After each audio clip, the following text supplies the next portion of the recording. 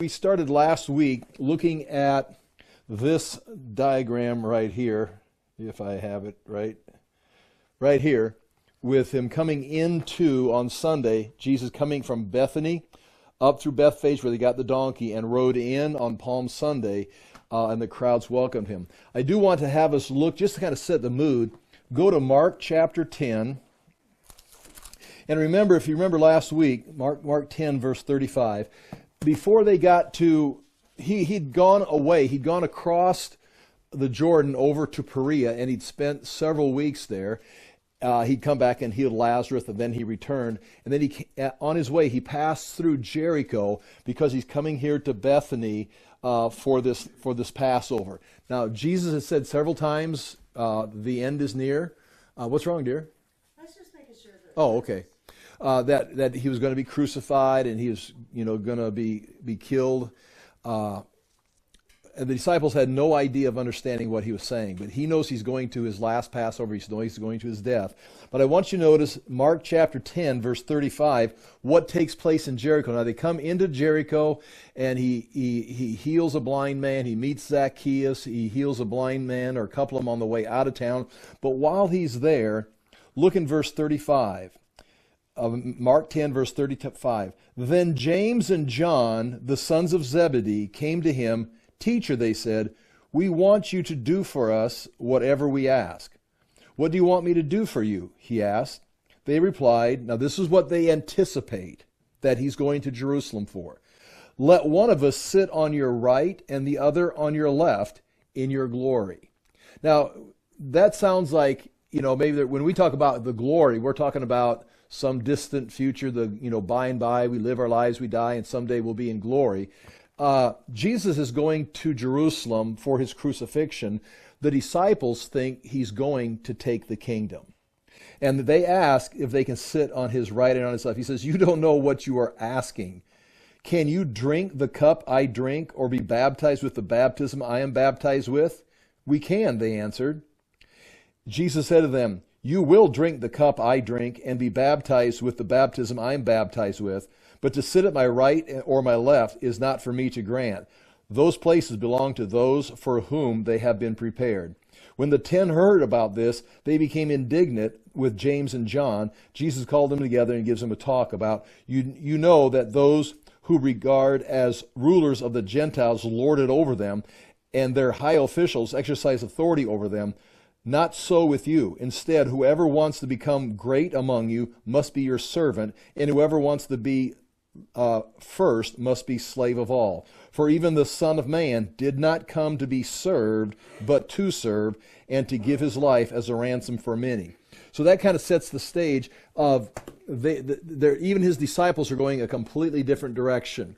We're going to see Judas, as we go through this week, he's going to end up betraying Jesus, and he's going to end up killing himself because things did not work out like they thought. They had, just like we have plans, and God has plans, and sometimes they're not going the same way. And so they're coming into this right here on this Palm Sunday, just like James and John anticipated. They're waving their branches. They're celebrating because here comes the King. Finally, Jesus is going to make his move. However it's going to be, they anticipate he's going to be like one of the Hasmoneans. He's going to become a king. He's going to set up the kingdom. They're going to drive out Rome.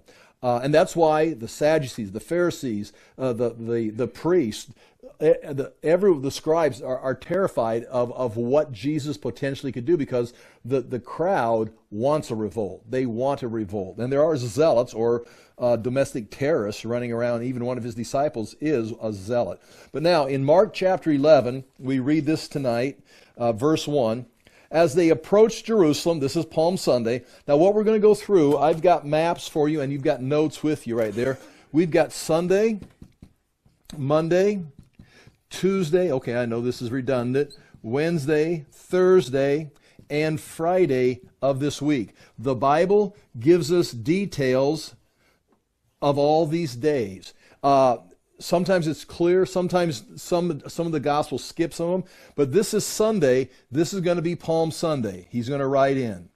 On Monday, he's going to go back. He's going to be going back every night to Bethany. On Monday, he's going to come in and he's going to clear the temple.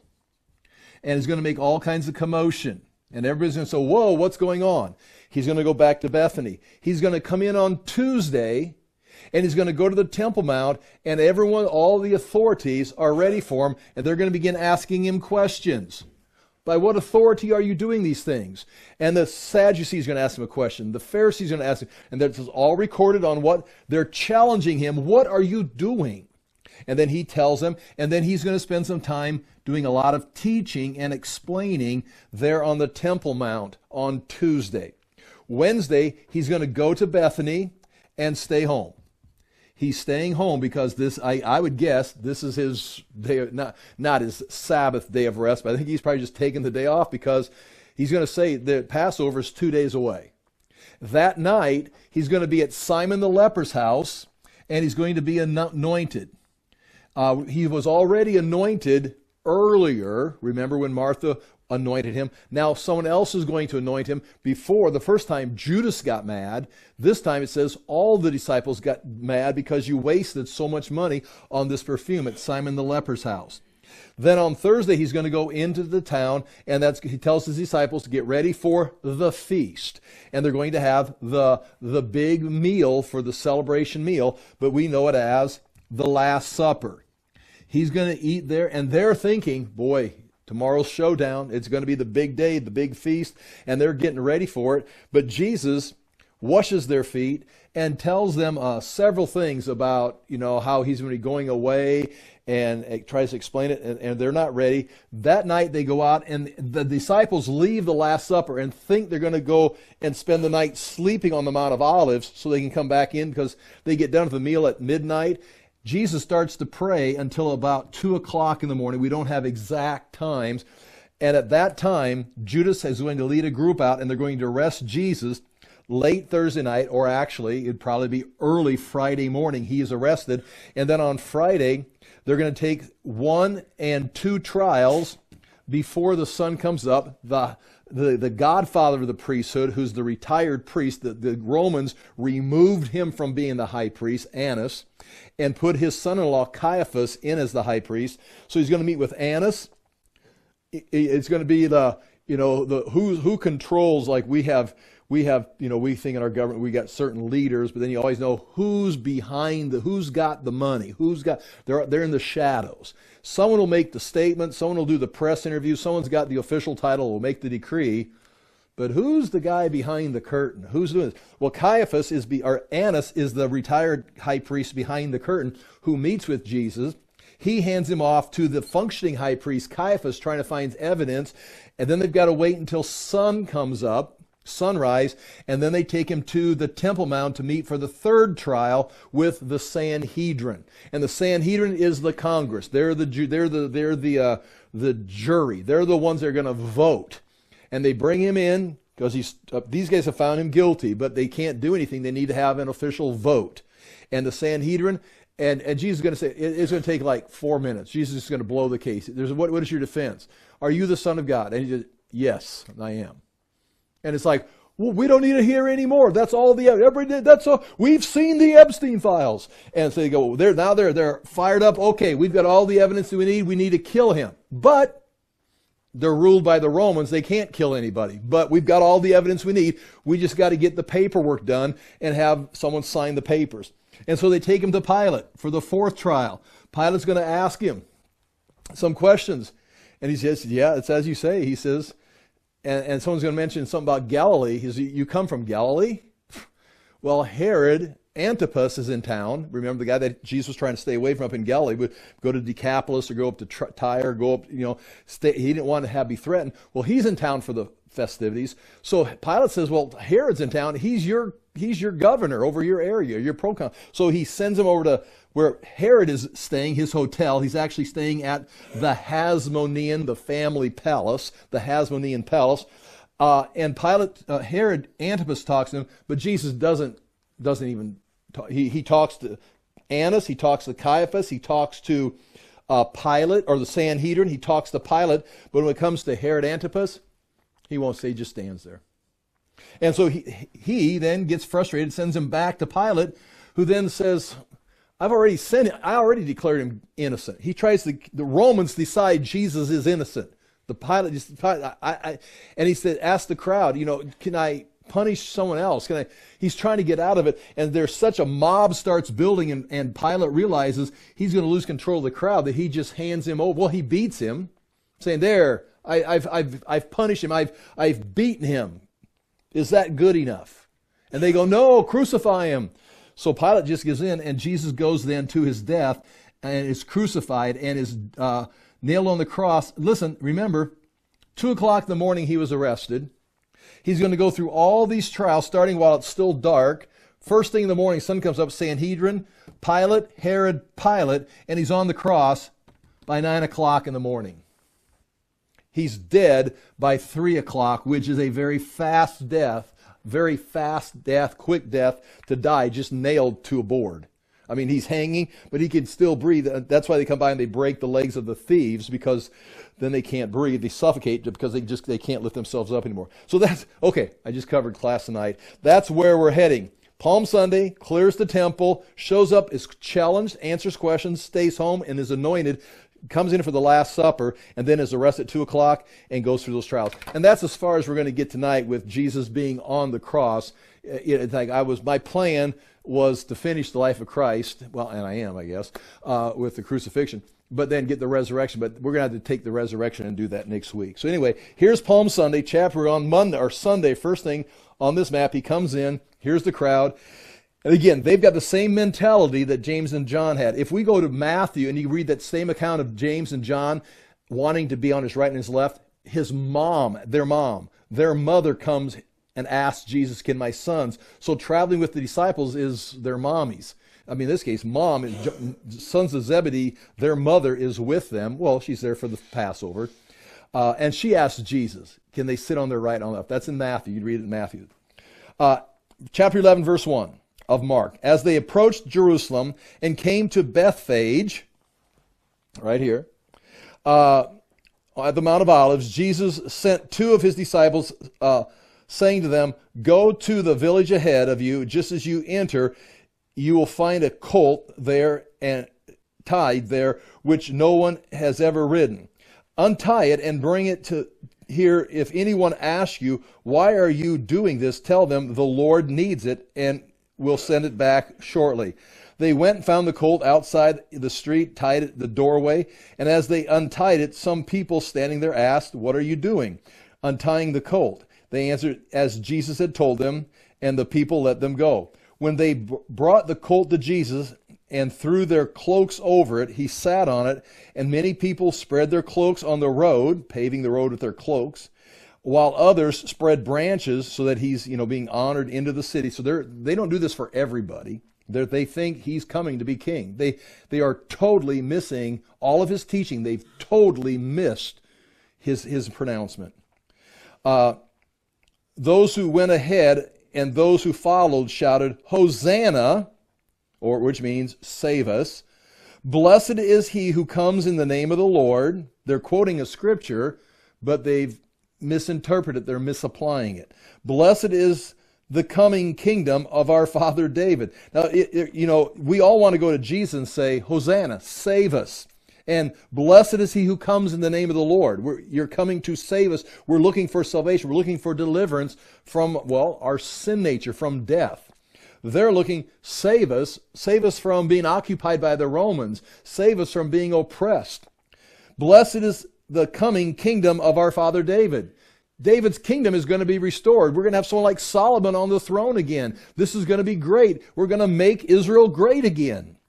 Hosanna in the highest. Even heaven's supporting this. Jesus entered Jerusalem and went to the temple. He looked around at everything, but since it was already late, so that means, notice how quickly they're going to get him on the cross by 9 o'clock, but he comes in the morning and comes in. This whole procession took so much time, it burned up most of the day of this whole activity, that by the time he got to the temple, it was already late, and went out to Bethany with the 12. If you read this in the other Gospels, and I don't have the details here, it says Jesus began to weep as he's coming into the city, because they're cheering for something that's not going to happen. They've completely misunderstood it. So on your notes there, on page 1, and these notes are online with some pictures on them. We just have the black and white maps here today in class. There you've got number one, Sunday morning, Jesus leaves Bethany. Two, the disciples go ahead of the village of Bethany or Bethphage to get the donkey. Jesus rides over the Mount of Olives into the city, crosses the Kidron. As the crowd waves palm branches and cheers, Jesus begins to weep for the city. That's in Luke 19. Jesus enters Jerusalem and goes to the temple. He looks around at everything in the temple. Jesus then returns to Bethany for the evening. And we turn the page, and now we've got Monday morning coming up right here, the very next thing. This is Monday, chapter 11, verse 12. The next day, as they were leaving Bethany, so they're leaving Bethany again. I'm going to move my map ahead. They're leaving Bethany again. Jesus was hungry. It's breakfast. Seeing in the distance a fig tree in leaf, he went to, quote, find out if it had any fruit. When he reached it, he found nothing but leaves because it was not the season for figs. It'd be like going out to an apple tree in the spring and looking for apples among the leaves, and it's like, well, where's the apples? Well, it's not the season. There's not the season for apples yet. It's not the season for figs. Then he said to the tree, may no one ever eat fruit from you again. And his disciples heard him say it. So he curses the fig tree. That's why we got a fig tree right here. And he curses it, and they go on into the city.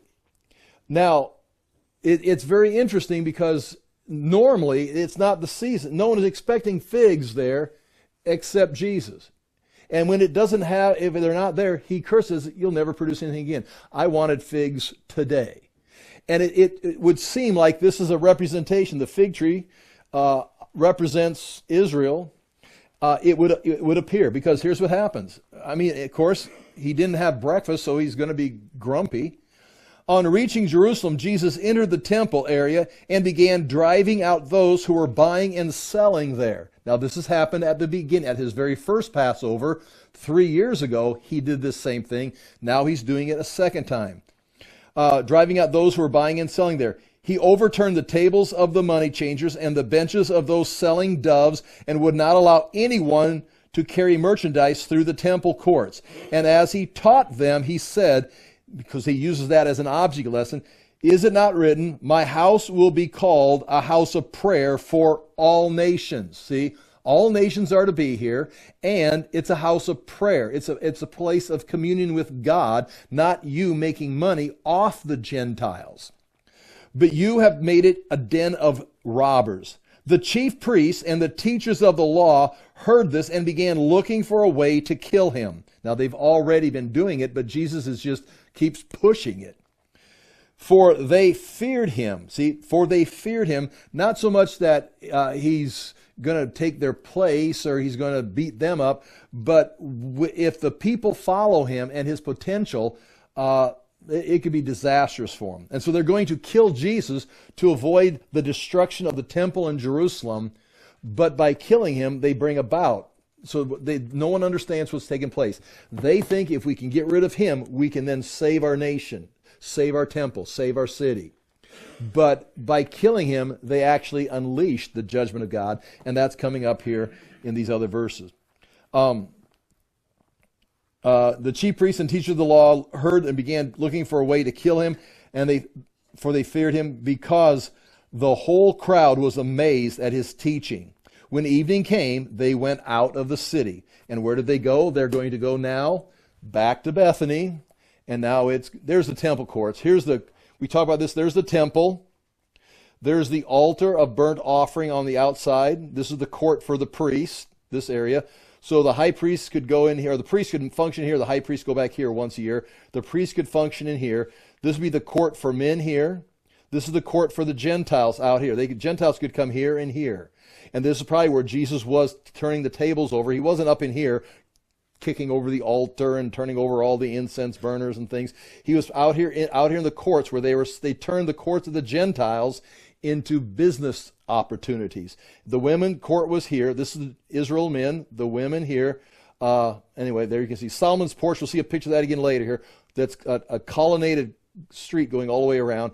You go down this you go into this tunnel here and come out on these steps, and we'll see a picture of that here in a moment. Here is here's the temple courts right here, where it was. The Dome of the Rock stands there. I want to point this out. This is where Jesus is going to be crucified. That's the Church of the Holy Sepulchre.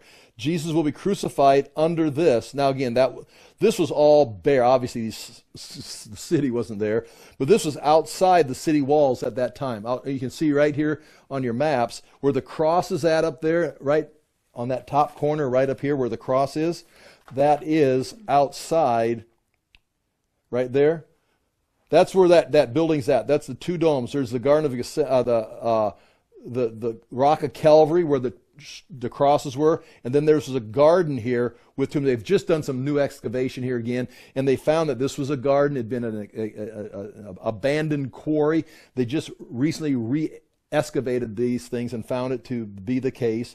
So this was a rocky place that had the crosses on it. This was a rocky place that had tombs cut into it. And it was outside the city walls. Now, as you see right here today, there it is. That's over Calvary. That's over the quarry. And this is over where the tombs were. And there's even still graves inside. I'll show you some pictures of that inside here. But that was on the outside the city walls. So that's where Jesus came and cleared the temple. Here is Solomon's colonnade going around here. See that? These are the steps he would have walked out this door. There's a double gate there. He would have gone down these steps. I'll show you some pictures of those. There's the Mount of Olives up there again. And this is the building on that top right here where the Al-Aqsa Mosque, the Al-Aqsa Mosque is there today, but it would have been up here where he possibly was looking to jump. Now this is going to be Tuesday. He's in Bethany. He's going to leave and come back up and enter the court again. And we now begin chapter 11 of Mark, verse 20. In the morning, this would be Tuesday, Sunday, Monday, Tuesday. In the morning, as they went along, they saw the fig tree withered from the roots. Peter remembered and said to Jesus, Rabbi, look, the fig tree you cursed has withered. Jesus says, have faith in God. I tell you the truth. If anyone says to this mountain, go throw yourself into the sea, and does not doubt in his heart, but believes that what he says will happen, it will be done for him. Therefore, I tell you, whatever you ask for in prayer, believe that you receive it, and it will be yours. Now, it's interesting that Jesus is standing right here on the Mount of Olives, and when the Messiah comes, he's going to return. We can find several places. He's going to return to the Mount of Olives. That's why all the graves are there. Jews believe that about their Messiah. We believe that about Jesus. He's going to land there. There's going to be an earthquake, part of the mountain moving south, part moving north. It says that in Zechariah. And then water's going to flow out of there. And this mountain will be, at that time, thrown into the sea. The sea is going to come out of this, and water's going to flow from here to the Mediterranean Sea and here into the Dead Sea down there. The Dead Sea is going to fill up with water, the prophecies in the Old Testament, and water will flow from the Dead Sea, that's the lowest place on earth, but it'll flow down a river into the Gulf of Aqaba, and this will be the seaport of the world when that takes place. I mean, if you put that together like that. Anyway, so when Jesus says, if you trust God, you can say to this mountain, be cast into the sea, and it will be so. It's like, wow, and then you think of picking the mountain up and throwing it into the ocean or something like that. It's like, no, when he returns and he lands, it's going to split apart, water's going to come out and bury the place in water. Anyway, in verse 20, chapter 11, verse 27, they arrived again in Jerusalem. Now, this is Tuesday, and he's just cleared the temple. Palm Sunday, everybody's cheering for him. Monday, he comes in, dumps all the tables over. Now he shows up, and they're going to have some questions. They've been waiting for him. They've been planning all their all the press conferences are set, and all the talk shows have got him scheduled. They're going to get him with all the questions. They arrived again in Jerusalem. Now, again, the disciples are not any support. They're still in learning mode. They think he's going to become king here real quickly. And where are you going to be? Well, I hope I'm going to be the treasurer. And Judas is probably thinking he's going to be the treasurer because he's in charge of the money bag and he's been stealing from it. And so he's trying to figure out how he's going to get it balanced back up. That may be why people say he sold Jesus for the coins, because he's not betraying Jesus. If his plan was to kill Jesus, if Judas's plan was to kill Jesus, it worked perfectly. I mean, you're free. No one's going to hold you accountable for any of the money missing. But he thought Jesus, just like James and John thought Jesus was coming into his kingdom, Judas thinks he's coming into the kingdom and we're going to ask for the money bag. balance the account, and I'm short, about 30 pieces of silver. How about, I will just sell him for 30 pieces of silver, balance the book, set the situation up where he's going to have to call on the hosts of heaven, have a revolt, and bring the kingdom in. Judas is like, yeah, he's got this. I'm going to balance the books, set up the situation, create a chance for Jesus to confront his enemies. This is going to work out perfect. And then he sees him go to the cross. He's got the money. He didn't even want the money. What's he do with the money? He takes it back and throws it at the priest, says, I don't want this. It didn't work out at all. It's like he blew the whole thing. Judas screwed up the plan of God. He screwed up the kingdom of God, he thinks. Again, I'm not reading Judas's mind, but unless he's, one time he wants to kill Jesus, now I feel sorry for Jesus, now I don't know. He was just like the disciples. Nonetheless, they come in. They arrived again in Jerusalem, and while Jesus was walking in the temple courts, he goes right back to the temple courts. This is the third day in a row he's been in the temple courts. The chief priests, the teachers of the law, and the elders came to him. By what authority are you doing these things, they asked, and who gave you authority to do this? Jesus replied, I will ask you one question. Answer me, and I will tell you by what authority I am doing these things. John's baptism, was it from heaven or from men? Tell me. They say, what authority? Who gave you the authority to come in here and start turning over tables and teaching people here in the temple like you're one of the scribes, like you're one of the priests? Who gave you the authority to do this? Well, he said, I'll answer that. But you answer my question. John, who gave him authority? John's out there in the wilderness baptizing people. And who ordained him? Who gave him the authority? Is he a Sadducee? Is he a priest? Is he a Pharisee? Is he a who gave him authority? And so they discussed it. They can't just say, well, he did go to school here, or he was a prophet of God, or we supported him, or they couldn't. And they go, just a minute. Well, that should be your talking point. You should have that right there, flashcard. Here's my answer for that. They discussed it among themselves, and guess who turned the talk show? He turns the talk show or the interview on them. Instead of him being on the spot, he puts them on the spot. They discuss it among themselves and says, if we say from heaven, he will ask, well, then why didn't you believe him? But if we say from men, for they feared the people, for everyone held that John was really a prophet. Well, he was just a man. Well, all the people thinks he's a prophet. But if we say he's a prophet, Jesus is going to say, then why did he get his head cut off? So here's our answer. So they answered Jesus, we don't know. Jesus said, neither will I tell you by what authority I'm doing these things. Because if I say, well, I'm just a guy from Nazareth, well, then get out of our temple. If I say, well, God sent me, well, now you're going to kill me. He will later. Then he got right here, he's got several things. Here in chapter 12, the parable of the tenants. He gives them a parable of the tenants, how it was rented out and they didn't take care of it. I'd love to teach you that. The paying tax to Caesar. Who do we pay? They try to trip him up. In verse 13, later, they sent some of the Pharisees and the Herodians to Jesus to catch him in his words. So now they're going to ask him, we can't kill him, but if we get him in trouble with the Romans, they came to him and says, teacher, we know you're a man of integrity. Yes. And you aren't swayed by men. We know you're not fearful of men, because you pay no attention to who they are, but you teach the way of God. We're big fans of yours. We've got the Make Israel Great hat on, just like you have right there. They says, you are not swayed by men because you pay no attention to who they are, but you teach the way of God in accordance with the truth. So tell us. Now this is not a question, this is a trap. Is it right to pay taxes to Caesar or not? Should we pay or shouldn't we? We're the people of God, and we're here on the temple. Should we be paying our tithe or our taxes to Caesar in Rome, a Gentile on the other side of the Mediterranean? What do you think of that? But Jesus knew their hypocrisy. Why are you trying to trap me? He asked. Bring me a denarius and let me look at it. They brought the coin and asked him, whose portrait is this and whose inscription? Caesar's, they replied. Then Jesus said to them, give to Caesar what is Caesar and give to God what is God's.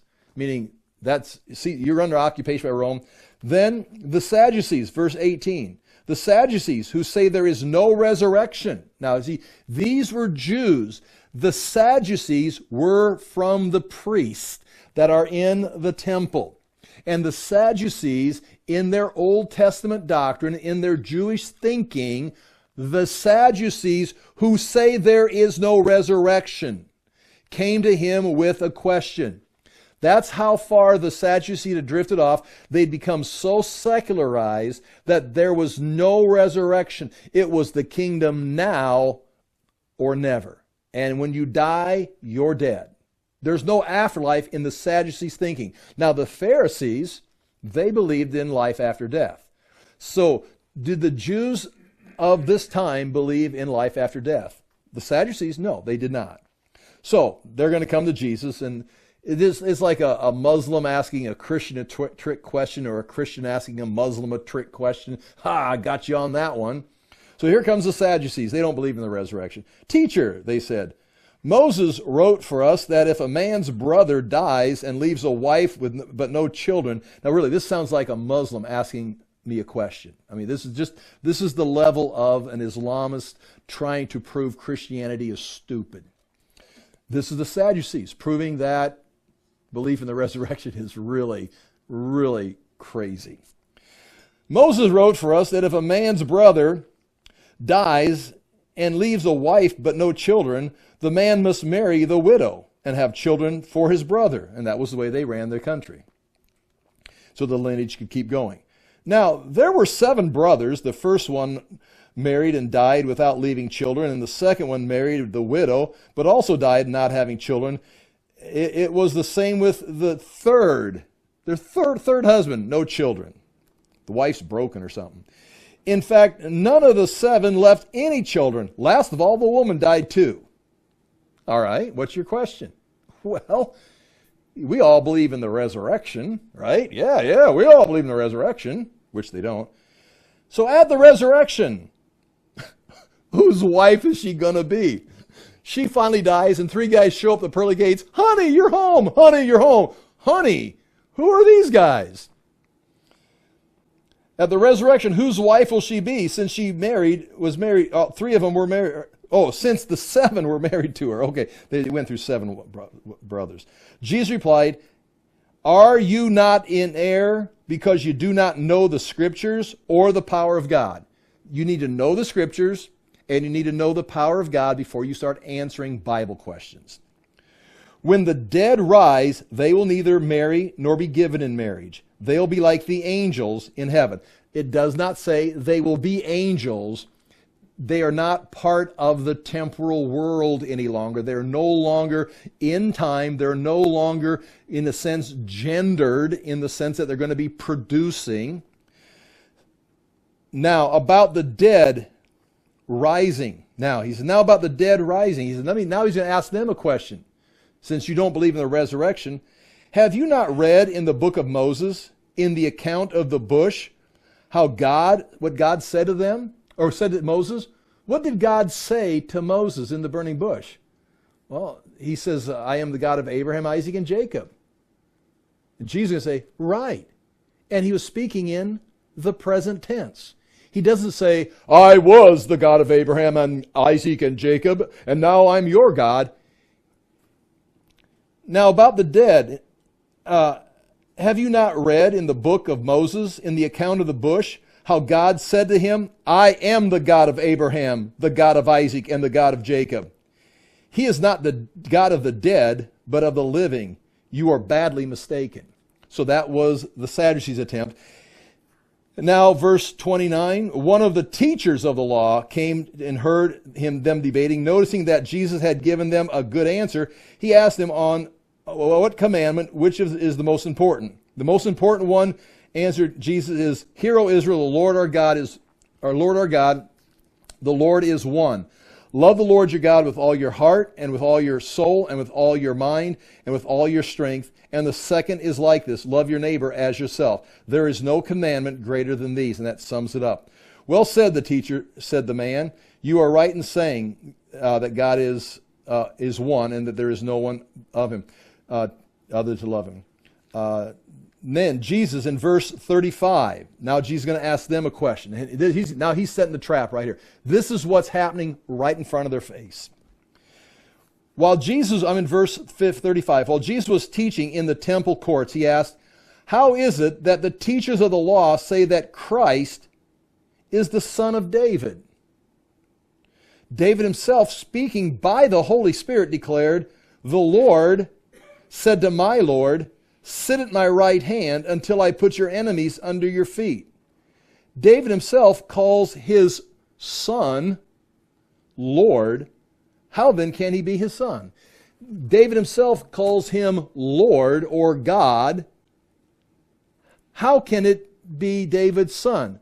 You've got an oxymoron. You've got the son of David will sit on the throne, but when that son of David is seated, David refers to him as Lord, as God himself.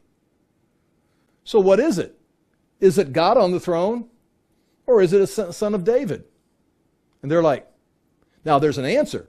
It's called Emmanuel. The seed of David, the seed of the woman, is God born in flesh, is Jesus. He is the son of David.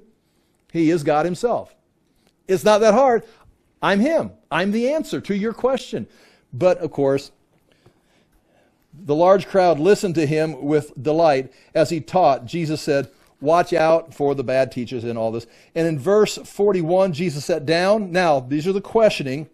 And then in verse 41, he sits down after being challenged, sat down opposite the place where the offerings were put, and watched the crowd putting their money into the temple treasury. Many rich people threw in large amounts, but a poor widow came with 2 very small copper coins. And there are many of these. There are many of these widow's mites or copper coins. We know what they are, worth only a fraction of a penny. They're just small copper coins. They're small. I don't know, in my mind, you'll see here in a minute, you could probably get 4, 5, 6 of them out of a penny, maybe more.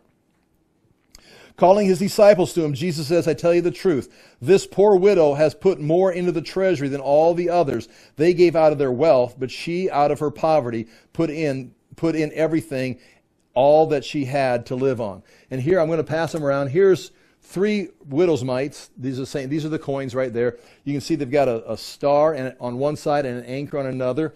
Here, I'll leave this sit here, because it'd be awkward if you dropped it. But there's a bowl with those are just little small pieces of widow's mites in there. Those are just broken pieces.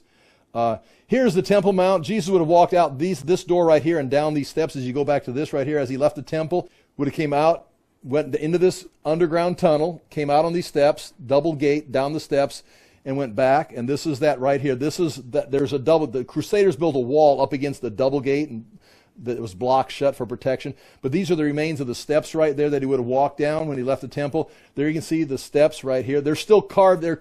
That's Mount Moriah that Abraham walked up to sacrifice Isaac. That's the bedrock, and they carved stones into the very bedrock. There's a model of it. There's the double gate. There's the stones, stone steps. That's looking at them right. That's the bedrock cut into stones. See, they put some modern stones up here to keep it walkable. But otherwise, you can still see something. That's me standing at the top of it. There's the double gate. You can only see half of the double gate. It's blocked shut. You can go in there and still see the ceiling inside that gate. You can still see up in there. I can't go in there because you have to be Muslim. It's underneath the dome of the Al-Aqsa Mosque. And there's those steps looking down to the Kidron Valley and up the Mount of Olives. Those steps. There's those widow's mites. See the star? And then there's a star. And there's part of an anchor on the widow's mites, and here's the backside of those same widow's mites, and there's that pan with those widow's mites, and you can see them right there. The stars, the anchors, these are all broken pieces. These are just fragments of widow's mites. And that is not, it's like, whoo, that's not unusual. I mean, they're available. This is Wednesday. And on Wednesday, you can see right here, I turned the page, Wednesday. Jesus probably spends the day in Bethany and does not go into Jerusalem. Jesus tells his disciples that the Passover is 2 days away. We're going to pick up now in Matthew 26. And we're going to find out in Matthew 26, verse 1, that the chief priests are looking for a way to kill Jesus. At the evening meal at the house of Simon the leper, back in Bethany, Jesus is anointed. And this time, all of his disciples object to the waste of the valuable oil. Judas at this time goes to the chief priest to discuss a way to betray Jesus. And that's we're going to go to Matthew 26 and read just a little bit here. Matthew 26, verse 1. When Jesus had finished saying all of these things, he said to his disciples, as you know, the Passover is 2 days away, and the Son of Man will be handed over to be crucified. And if you're thinking he's going to become king, and he's going to overthrow the Romans, and no one can stop him, he can raise the dead, he can outwit them, he can out-question. What does he mean when he says crucify? Because surely no one is going to nail him on a cross. I mean, they can't even win an argument against him. So when he says they're trying to figure out the parable. The Son of Man will be crucified. I wonder what that's going to look like. And that's why they're just so astonished when they actually see it happen. I mean, you can just imagine they're thinking he's going to be the next ruler of Israel, the next ruler of the Romans or the world, and then he's dying on a cross. Then the chief priests and the elders of the people assembled in the palace of the high priest, whose name is Caiaphas. Jesus will be there in a couple mornings. And they plotted to arrest Jesus in some sly way and kill him, but not during the feast, they said, or there may be a riot among the people. While Jesus was in Bethany, that's all day and then into the evening, in the home of a man known as Simon the leper, probably not a leper anymore, a woman came to him with an alabaster jar. Remember, last time it was Mary. This is just an unnamed woman, and she's not in Mary and Martha and Lazarus' house. She's in Simon the leper's house. Very expensive perfume, which was poured on his head as he was reclining at the table. They used to not sit at chairs. They used to lean at a table. There would be lower tables, possibly. When the disciples, see, that's plural. The first time in John chapter 12, it was just Judas. Now it's when the disciples saw this, because this is a different situation or different setting. They were indignant. Why this waste? And they asked, this perfume could have been sold as a high price. Who's having influence on the group? Judas is influence. Last time it was just Judas. Now all of them. Yeah, I'm going to be on Judas was being more financially responsible, concerned about the poor. We're all like Judas now. See, who's winning the crowd? Aware of this, Jesus said to them, why are you bothering this woman? She has done a beautiful thing to me. The poor you will always have with you, but you will not always have me. When she poured this perfume on my body, she did it to prepare me for burial. I tell you the truth. Now then you wonder, does she understand? Does she have an insight? She's preparing. Does she do it? It's just a coincidence and God caused her to do it? Or is she like putting 2 and 2 together and getting 4? Oh my gosh. We don't know. When she poured the perfume on my body, she did it to prepare me for burial. I tell you the truth, wherever this gospel is preached throughout the world, what she has done will be told in memory of her. Then one of the 12, the one called Judas Iscariot, went to the chief priests and asked, what are you willing to give me if I hand him over to you? So they counted out for him 30 silver coins. From then on, Judas watched for an opportunity to hand him over. Now we're going to Thursday. That's Wednesday. And here is, oops, I turned my page, but that doesn't turn my screen. Okay, now he's going to come into the city. He's probably going to go down in this part of the town. We don't know where this is at. You can tell kind of as the story's going. This is kind of the rich part of the town. This is where the high priest quarter, house of Caiaphas is right there. That's where Jesus is going to be tried. In the same area is John Mark's mother's house. This is probably the upper room. Again, I have Bible study in my house, so this is an awkward thing to say. But usually when they would have meetings, especially the early church, they would meet in a larger, wealthy person's house. And John Mark, his mother, had a large house. They had 120 people in the upper room, upstairs room, when the day of Pentecost came. Jesus has got a room set up there for him to have his disciples have a supper. John Mark is probably, if this is the right house, probably 14, 15, 16, 17 years old. He's probably young. He's going to end up traveling with Peter. He's going to be he's a scribe. He writes for Paul. He writes for Peter. He's probably the young man who came out here and watched Jesus get arrested. And then when they saw him in the bush, they tried to grab him. He dropped his robe, his bedclothes, and ran back home because Jesus will be arrested at 2 o'clock. And all this is taking place now in an upper room in John Mark's house at the Last Supper right here. So this is where the Last Supper will take place. And what we have right here on this page 6 of the notes, the disciples asked Jesus where he wanted them to make preparations for a meal. Jesus sends Peter and John to prepare the meal. They were told to go to the city, follow a man. Point 2, Jesus eats his final meal with the disciples in a large upper room in a home in Jerusalem. It is likely this was in the home of John Mark's mother, Acts chapter 12, verse 12. That's where the church met. It says, after the meal, they leave the city about midnight, crossing the Kidron Valley to the olive grove, called Gethsemane, which literally Gethsemane means press of oils. It's the place of pressure, referring to a place of an olive press on the Mount of Olives. Here they plan on spending the night as they had before. They plan on sleeping there. And Jesus asked them to pray with him, and they know we're here for the evening, so they just probably prayed and then said their little Lord's Prayer and fell asleep. Jesus knows his arrest is near. He does not go to sleep and spends the time praying until they arrive, and he's probably arrested about 12 o'clock. And so, chapter 26 of Matthew, beginning in verse 17, on the first day of the feast of unleavened bread, the disciples came to Jesus and asked, where do you want us to make preparations to eat the Passover? And he gives them the answer. Verse 20, when the evening came, Jesus was reclining at the table with the 12, and while they were eating, he says, I tell you the truth, one of you will betray me. They were very sad and began to say to him, one after another, surely not I, Lord. Jesus replied, the one who has dipped his hand into the bowl with me will betray me. The Son of Man, meaning you're all dipping your bread in the same bowl I am, one of you is going to do it. The Son of Man will go just as it is written about him. It's written in prophecy. But woe to the man who betrays the Son of Man. It would be better for him if he had not been born. Then Judas, the one who would betray him, said, surely not I, Rabbi.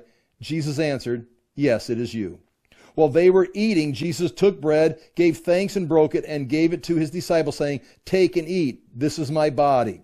Then he took the cup, gave thanks, and offered it to them, saying, drink from it, all of you. This is my blood, and the blood of the new covenant, which is poured out for many. For the forgiveness of sins, I tell you, I will not drink of this fruit of the vine from now on until the day when I drink it anew with you in my Father's kingdom.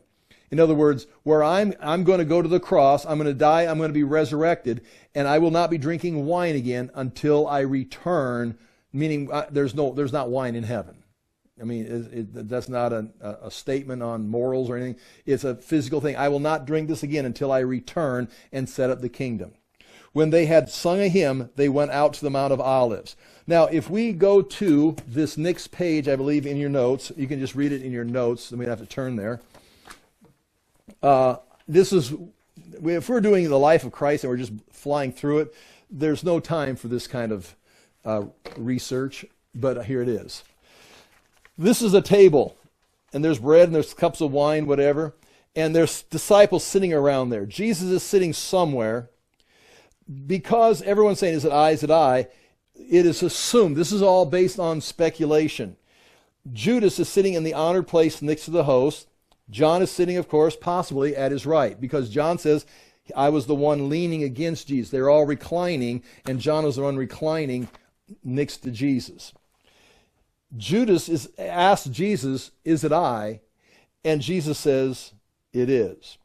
But as we read, we just read that in Matthew.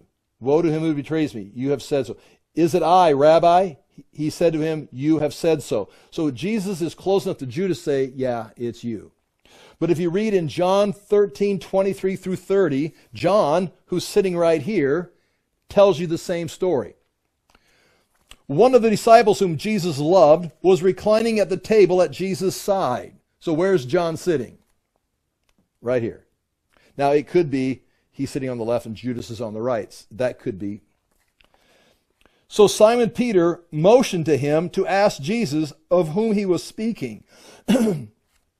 So John and Peter are not sitting beside each other. Possibly John and James, brothers, are sitting by each other. But Peter motions across the table, motions to him. Maybe he's over here. Hey, ask him who it is. It probably, because no one else knows. Everyone else is surprised. So Judas is not sitting here, and Judas says, hey, is it me? Jesus says, you have said so. Yes, it is. Everybody would have known. So it's got to be, is it me? You've said so. And then Peter motions to John and says, ask him. Then Simon Peter motioned to him and asked Jesus of whom he was speaking. So the disciple, leaning back against Jesus, said to him, Lord, who is it? Jesus answered, it is he whom I will give this morsel of bread when I have dipped it. So he dips it and then throws it across the table to Judas. No, he dips it, brother, and either hands it to him or feeds him, whatever. They're having a fellowship meal there. And so John says, who is it? Jesus, whoever I feed, they give this to. Judas. And Judas is like, he's honored. So Jesus is honoring his betrayer, and then John is able to tell Peter. That's not, something you should be covering in a quick overview of the life of Christ. But nonetheless, there you have that. I thought that's interesting. Okay, Friday. Jesus goes out, and we could read through it, and I really want to, but we do got to move through this. Jesus goes out to the Garden of Gethsemane. We could read many things. I've got things written down there. John, the book of John is, I've got it written down here. John 18, John 18 no, wrong page. It's amazing. John chapter 7 last week, we're just into the final weeks of Jesus' ministry, and in John chapter 7. Now, in John 13, Jesus starts to talk about the meal that we just read part of it, and he starts praying for his disciples, and it's called the high priest's prayer. For chapter 13, 14, 15, 16, 17, 18 is basically red letters in the book of John of what Jesus says between having that Last Supper and going out to the Garden of Gethsemane and continuing to pray. And that's 5 chapters of all that Jesus was saying and praying during this time period. You read those chapters in light of the Last Supper on his way to the Garden of Gethsemane. And we don't have time to do that. That is very interesting to see that. But then we go to Luke chapter 22. I want to do this very quickly. Luke chapter 22. And like I said, there's going to be six trials of Jesus. Luke 22. And I'm beginning, the first, he's arrested. I'm beginning in Luke 22, verse 63. Luke 22, verse 63. If we go to verse 47. Luke 22, verse 47. When he was still speaking, a crowd came up, and he's at the Garden of Gethsemane now. Luke 22, verse 47. The man who was called Judas, one of the 12, was leading them.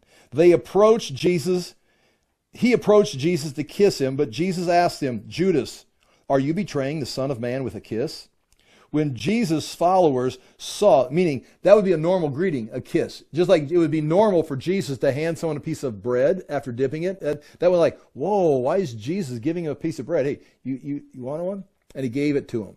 It's like Jesus was indicating who the betrayer was with a piece of bread. Now Judas comes up and goes, Master, and just like shaking hands, giving a hug, high five, whatever, and gives him a kiss on the cheek. It's like, and it's just normal. He says, are you betraying the Son of Man with a kiss? It's like, how does he, it's just a very common thing. When Jesus' followers saw what was going to happen, they're not there to sleep, they're there to be arrested. They says, Lord, should we strike with our swords? And one of them struck the servant of the high priest, cutting off his right ear. Now, it's not mentioned who it was. This is very interesting. Matthew, Mark, and Luke will refer to this. Jesus picks the ear up and puts it back on the ear of the high priest's servant to get rid of the evidence because one of his disciples attacked an official. Jesus puts it back on, put your sword away. And no one says anything about it until John mentions it in the Gospel of John in 85 AD. And he says, Peter did it. Now, why doesn't Matthew, Mark, or Luke say it? Now, we don't know why. Maybe it wasn't important to him. But Peter was still alive. Jesus got rid of the evidence, but now you've got testimony and a written document that Peter was, and he's having enough trouble the way it is, without having a testimony and written documents that he's the one that cut off the high priest's ear. But by the time John writes, all the disciples are dead except him. Peter's been dead since 64 AD. Jesus, so the crime was not. So that's just interesting. When you talk about the dating of the Gospels, Matthew, Mark, and Luke, they don't mention it's still alive. So meaning the Gospel was written, 300 AD. Why don't you say John knew who it was? Why don't you say who it was? Well, if you're writing in 300 AD, yeah, put it in there. If you're faking it, but if you're actually a real document before the death of Peter, don't put Peter's name in there. So that's just that's not an absolute either. And one of those struck the servant of the high priest, cutting off his right ear. But Jesus answered, "No more of this." And he touched the man's ear and healed him. Then Jesus said to the chief priests and the officers in the temple and the elders who had come for him, Am I leading a rebellion that you come with swords and clubs? Every day I was with you in the temple courts, and you did not lay a hand on me. But this is your hour when darkness reigns. In other words, do you think I'm leading a revolt? I mean, I didn't lead a revolt in town. I'm out here on the Mount of Olives, unarmed, and you come out like I'm going to get ready to lead a revolt, meaning you've completely misjudged what my purpose is. Consider that. Then Peter disowns Jesus. John 18, verse 12. Then the detachment of soldiers with its commander and the Jewish officials arrested Jesus. They bound him and brought him first to Annas, who was the father-in-law of Caiaphas, the high priest that year. Caiaphas was one who had advised the Jews that it would be a good if one man died for the people. So that's his first arrest here. They're right probably near where John Mark's house is. They're at the high priest of Caiaphas, but Annas, the high priest, they're in the same general area. And they're questioned. And then in verse 19, meanwhile, the high priest, and that would be Annas, questioned Jesus about his disciples and his teaching. So now you've got the guy behind the curtain asking Jesus. This is not official. He's not even the high priest. This is the man behind. This is the guy with all the money. This is the guy that has access to the Epstein files. He asked him about his disciples and his teaching. Jesus said, I have spoken openly to the world. I always taught in the synagogues or at the temple where all the Jews come together. I said nothing in secret. Why question me? Ask those who heard me. Surely they know what I said. When Jesus said this, one of the officials nearby struck him in the face. Is this the way you answer the high priest? And then he says, if I said something wrong, Jesus replied, testify as to what is wrong. But if I spoke the truth, why did you strike me? Then Annas sent him, still bound, to Caiaphas, the high priest. So that was the godfather behind the curtain. Now he sends him to Annas. Now, Peter has his second denial there. John 18:24, 18:15. And he was asking him, standing before Caiaphas, and then it says in verse 21 of chapter 18, then Annas sent him still bound to Caiaphas, the high priest, and there he's standing with the high priest there. They're asking him questions. And then finally, he goes to the Sanhedrin, and now I'm going to go to Luke 22. I'm going back to Luke 22. In Luke 22:63, after Caiaphas and Annas have seen him, they've got to wait until the sun comes up. And so the Sanhedrin can't meet during darkness, during the nighttime. So the sun's got to come up, and so Jesus is just being held by the guards. They're just waiting. And so that's why verse 63, chapter 22, verse 63 of Luke, the men who were guarding Jesus began mocking and beating him. They blindfolded him and demanded, prophesy, who hit you? And they said many other insulting things to him. Okay, so that's taking place while they're waiting for the Sanhedrin to assemble back on the Temple Mount. So that's all taking place down here. And then at sunbreak, they take him up to the Temple Mount, and that's in Luke chapter 22, verse 66. There it is, at daybreak. The council of the elders, that's the Sanhedrin of the people, both the chief priest and the teachers of the law met together, and Jesus was led before them. If you are the Christ, they said, tell us. Jesus said, now watch this. Jesus answered, if I tell you, you will not believe me. And if I asked you, you would not answer. But from now on, watch this, the Son of Man will be seated at the right hand of the mighty God. When you are finished with me, I will be seated at the right hand of God himself.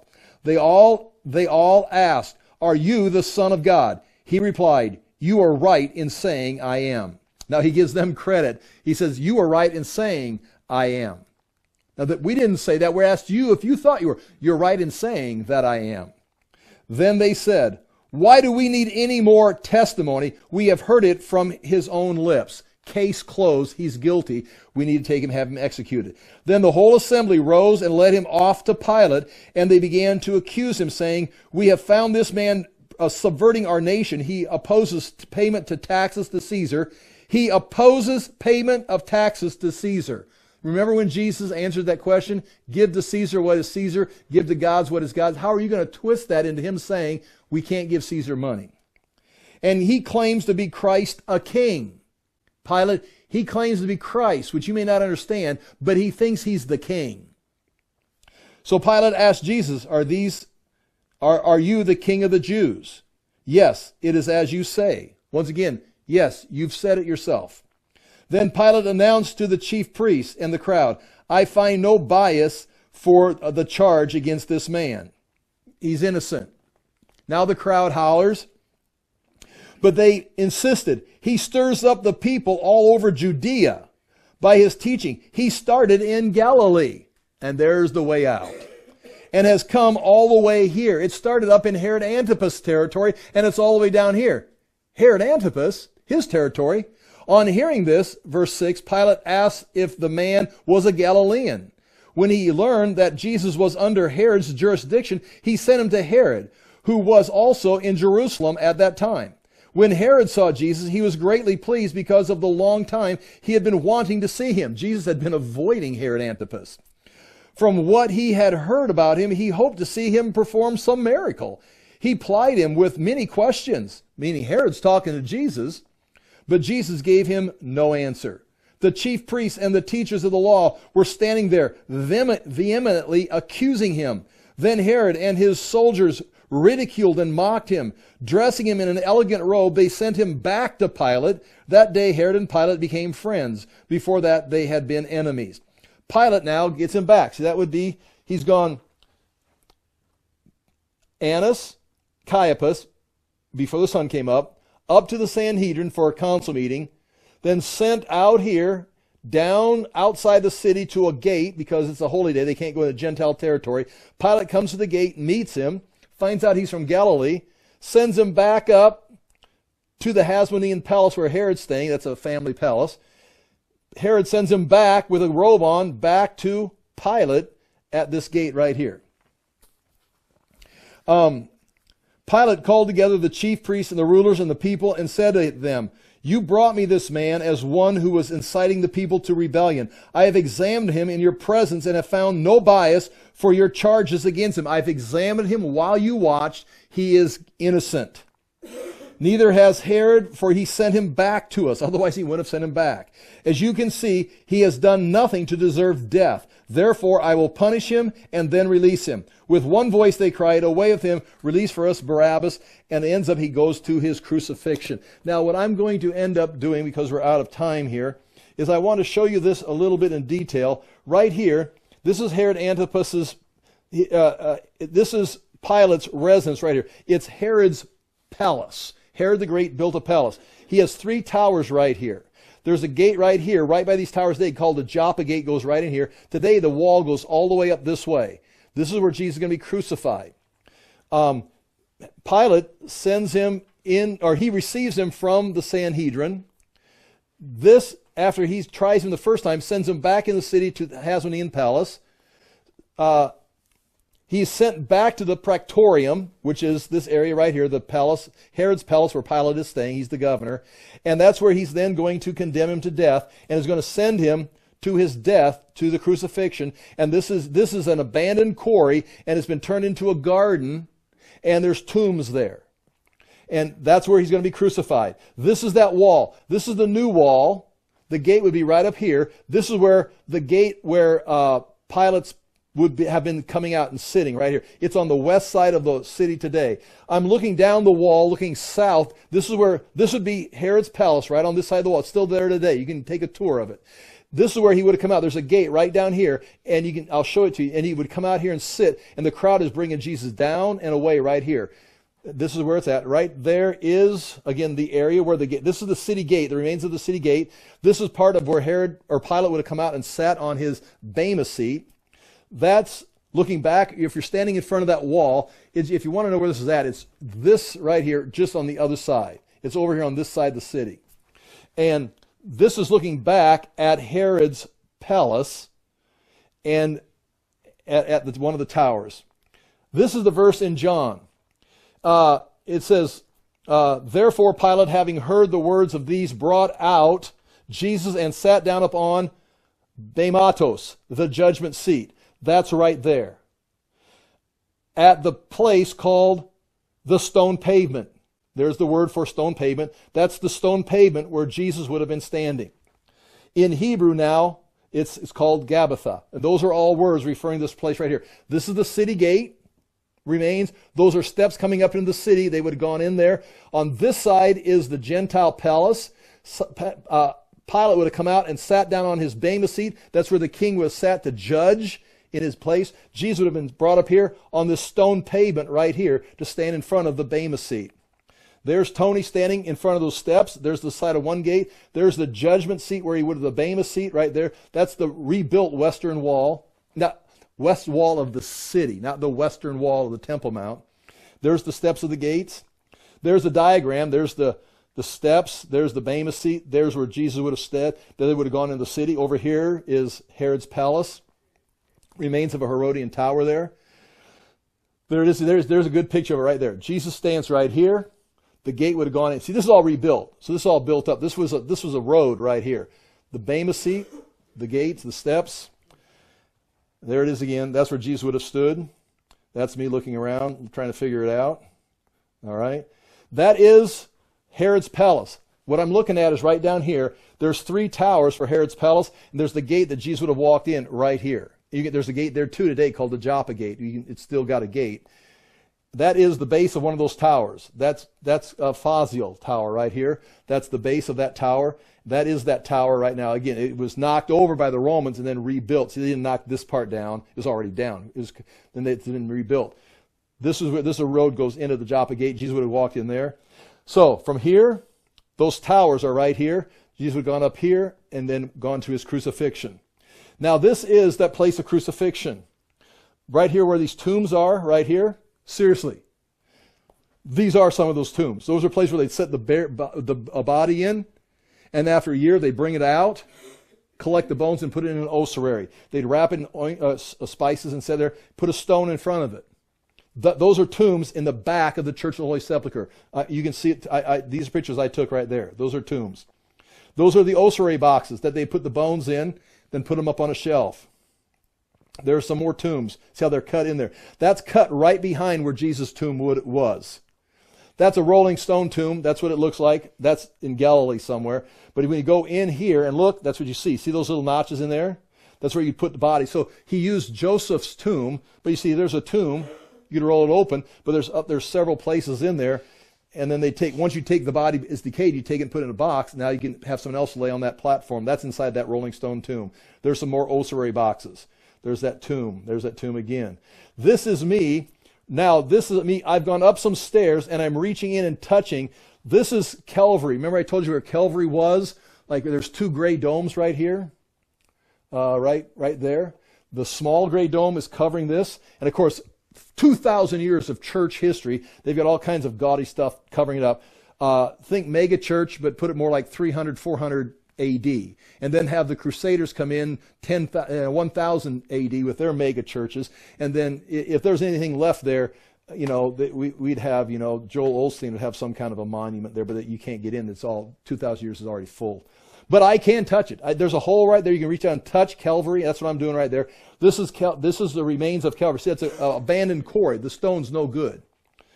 There is now a tomb, just like that rolling stone. See that right here? This was Jesus' tomb.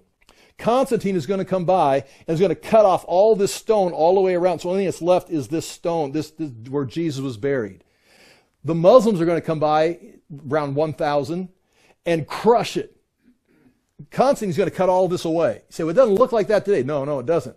All this was cut away, and all that was left was just the remains of this stone right here of the original bedrock. Then the Muslims came in, one of their leaders, they came in and crushed it down to just rubble and buried it. So this looks like, that doesn't look anything like it. Right, because this used to all be rock. It was cut out by Constantine, leaving just this tomb right here, the rest, what was left. Then they crushed it to rubble. Then when the Christians took it, they removed it, and then the Crusaders built this gaudy thing over what was left of it, the burial bench that was buried. And so now if you walk, you're walking into it, and right here, there's the gaudy stuff on the outside. That's all just decorative. But right there is the burial bench. And that's not even the burial bench. That's over the burial bench. That's a piece of marble, but it's even been cut in half because otherwise they're afraid the Muslims will steal it. So they cut it in half, so it's very valuable. If they cut it in half, it's not as valuable, so they leave it there. So that burial bench was moved by National Geographic the last couple months, the last year or so. There's that is where Jesus was buried, not there, but down 2 layers. And National Geographic uncovered that. So you can pull this off and see then more of a Middle Age Crusader cover, move that, and then you can see the actual stone bench in here. And there's, again, that's the covering right there. So what you have is, this is what you see, this right here. I took these pictures. You can see this. That's this part right here. Then there's space. Then there's a 300s from the 300s AD, a gray stone covering the actual yellow. This is the actual stone that was left. That's where Jesus would have laid, right here on the yellow. It was then glued down to some kind of gray marble slab, was attached with the limestone, the 3080 limestone, with some gypsum mortar, sometime between 335 and 345 to cover it up. And that's got something from Constantine's day. But anyway, that was covered up. And that's what you see. This is still original, about 5 feet high. About 4 feet high is still original. That was not chiseled away by Constantine. So the best you can see is this, but if you can move this, lift this up, you can see the burial bench. And that is, now, where Constantine cut this case on the backside, this is still part of the molding that Constantine cut. It's on the backside of the tomb, right there. That's original bedrock. It's got stone right here. That's how far the Muslims knocked it down, just leaving the molding around the base of that little tomb that they cut out. That's a picture of Calvary. That's a picture of Calvary. And there's Calvary. Now, this is interesting, and I've got to quit, obviously. This is inside the Church of the Holy Sepulchre. But what you have here is a building, that gray 2 domes, over what used to be the garden, which used to be a quarry. This up here is you can go up here, and that's where I'm touching it. You can touch the stone of Calvary. That's up here. You walk over here, and that's the tomb right here. That's how close it is. I mean, that's how Calvary and the tomb is right this close. That's how close they are.